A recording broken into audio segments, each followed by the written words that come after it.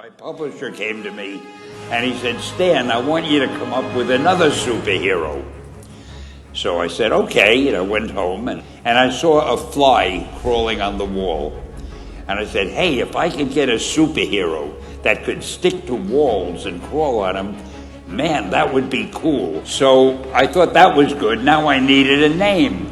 So I said, well, let's see, Fly Man, Mosquito Man. I got down to Spider-Man. Spider-Man. It just sounded dramatic.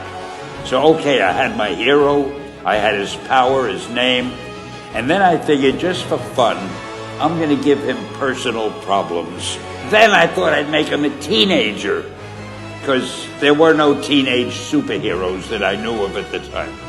So armed with all that wonderful material, those great ideas, I ran into my publisher's office and I told him. This was my reaction, the reaction he gave me. Stan, that is the worst idea I have ever heard. First of all, people hate spiders, so you can't call a hero Spider-Man. You want him to be a teenager? Teenagers can only be sidekicks. And you want him to have personal problems? Stan, don't you know what a superhero is? They don't have personal problems. Well, I left the office disappointed, but obviously a much wiser man. And I couldn't get Spider-Man out of my system. So we were about to kill a magazine. I think it was called Amazing Fantasy.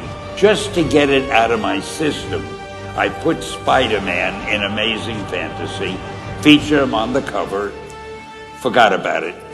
A month later, all the sales figures came in. My publisher came racing into my office. Stan, you remember that character we both loved so much, Spider-Man? He said, let's do him as a series. Now, why am I telling you this? If you have an idea that you genuinely think is good, don't let some idiot talk you out of it. That doesn't mean that every wild notion you come up with is going to be genius, but if there is something that you feel is good, something you want to do, something that means something to you, try to do it. Because I think you can only do your best work if you're doing what you want to do, and if you're doing it the way you think it should be done.